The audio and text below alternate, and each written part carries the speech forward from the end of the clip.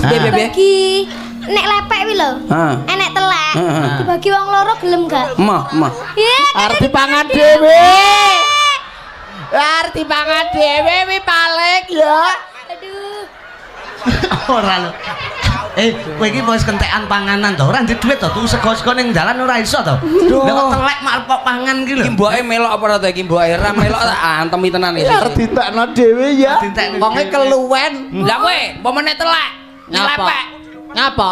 Kowe terus piye? Yo panganan. Om, jenengan mboten pados mantu to. Apa kowe? Anakku mendelep ora langsungan. Langsung mendelep kan lho rumah aku. Kok malah kaya kul buntet. Lo kok pengen kenalan to? Iya no. SMS-an lho Dik Mang, tak waca SMS-e munine marah tapean.